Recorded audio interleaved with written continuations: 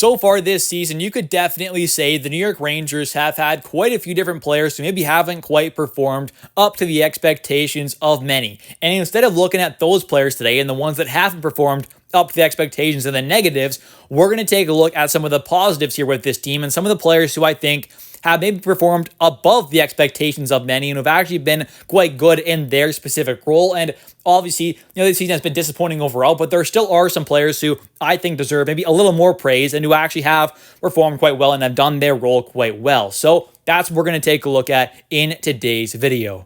And starting off here, we're going to take a look at Cuylle, who I definitely wouldn't say has been necessarily underrated by many Rangers fans. I think a lot of people are really starting to see the kind of impact that he can truly have for this team. And I think many people around the league are starting to see that as well. But, Cuylle, I think, has been really good this season. It's obviously kind of exceeded many people's expectations coming into this one after, having a not necessarily disappointing rookie season, but didn't quite produce offensively like I kind of had hoped. And I think a big reason for that is for sure the ice time that he got and him being, mostly a fourth line player. So I'm not really too upset with what we saw last season from him offensively. I think he still showed, that really nice kind of, two-way game at moments and obviously that physicality that he definitely, does have. And already this season there has passed his, career high, obviously, of last season there in hits. So that's great to see.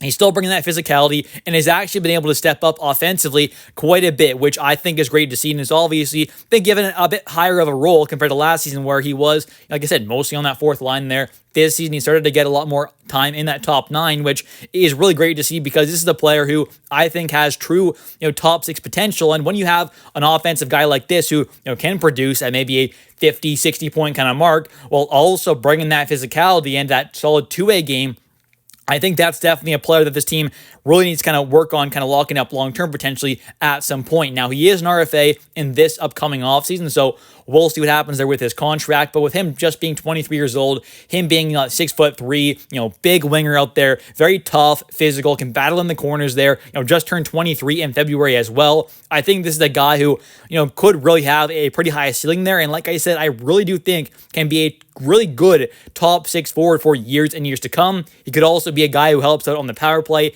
and the penalty kill there. And this season so far has a total of 74 games played, 18 goals, 21 assists, 39 total points compared to 21 points in 81 games played last season there. So an 18-point jump in 7 less games played is not bad at all. He's averaging about 4 minutes per night more on average this season there. He's already got about 29 more hits this season as well in those 7 less games played. So he's being more physical. He's getting more of an opportunity offensively. And I think this season has definitely taken a step up as well with his defensive game. So I think overall, he has pretty much taken a step up in every single area of his game so far this season compared to last year. And, you could definitely put a decent amount of that potentially on, him being mostly on the fourth line. They're not getting much of a sample size, but maybe that ended up kind of helping his development there and just kind of got in that little taster of the NHL. And obviously he has developed into a pretty solid player. And if he can continue this, I definitely think he can be a great two-way winger who's got that 6'3" size there, who brings that physicality, is consistently one of the top hitters in the entire NHL, top 10 for years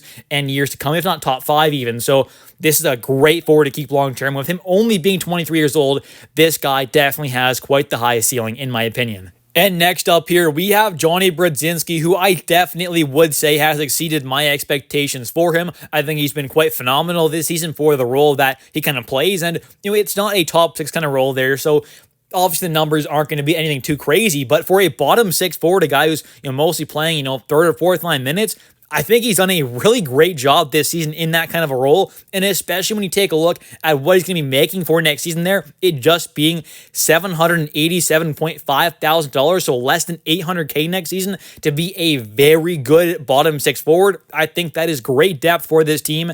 And honestly, it's just a really great overall player for this team to have. With what he can bring to the lineup there, at this point, being a solid veteran guy there can help out if he had to, on the second power play unit like he does the odd time there. Could help out on the penalty kill if he has to. He can play center. He can play wing. He can play on either side of the wing, either, left or right side. Doesn't really matter. He can play both. I mean, this is a guy who brings the energy. He brings some physicality. He brings a good defensive game, a good offensive game. I think he's just an all-around very good player. Now, I'm not trying to say he's some elite player and he's just insane and he can put up a point per game, but I think for the role that he brings for this team, being a bottom six player, he does that perfectly. And that is the exact kind of thing that you want out of a bottom six guy. And when you take a look at how he's produced this season offensively, it definitely says something about how good he's been, because this season here, he has 43 games played. He has 10 goals already, which is a career high. He has 7 assists for 17 total points. He has 10 even strength goals, 7 even strength assists there. So he's obviously getting the job done at even strength, which is a big thing there, especially for your bottom six guys. You want to see them kind of producing at even strength there, and that is exactly what he can do. He's only averaging 11 minutes and 13 seconds per night there, so he's not getting top six ice time there, which says a lot about how good he is, being able to kind of produce in that limited amount of time there. He also, for the most part, over his career, has been a decent face-off guy. This season is under 50% for the first time, so it is what it is. There, his career, though, in 201 games played is 49.6. This season is 46.7. So a little bit below his kind of, season or kind of career average, but obviously still not too bad, I guess you could say. But no, overall, I just think he's a great fourth line player. And if he can continue this kind of production in that bottom six, it would be such a big kind of advantage for this Rangers team going into next season as well. And next up here, we've got Sam Carrick, who was signed this past offseason to a 3-year deal worth $1 million per season. And I think overall, he has been a really great fourth line center. Now, at moments, he has had to kind of jump up the lineup there to be that kind of third line center, the odd time here and there as of late. But for the most part there, he's been that fourth line center, and I think has done that job quite well. This is a guy who's only making $1 million for 2 more seasons after this one as well. So I think it's a pretty decent value contract when you take a look at what a guy like Urho Vakanainen got as a 6/7 defenseman. He's making 1.55 for the next couple of seasons there, and a guy like Sam Carrick making $1 million for the next couple of seasons here, and him being a well above average, I would say, fourth line center, I think is quite the good thing for this Rangers team. He brings a ton of physicality. He hits a lot. He's feisty. He can fight. He battles in the corners. Those are that kind of gritty, tough stuff there, which is exactly what you want to have out of your fourth line center. He's got a little bit of size. They're nothing too crazy, but decent size there. Has some playoff experience, stuff like that, with Edmonton last year. So he has some playoff experience there. Has been around the league for a bit now. A solid veteran guy, but I just think plays, the game the right way and has just a really good kind of overall kind of play style for a fourth line center. He's a solid faceoff guy, and with that physicality and solid defensive game, I think he brings something quite valuable to this Rangers team. Now, he's not going to bring a ton offensively, although this season has nearly had a career high, as he has 73 games played, 6 goals, 12 assists for 18 total points there. His career high was back in 2021-2022 with 19 points there in 64 games played. This season, though, 54.1 face-off win percentage is not bad at all.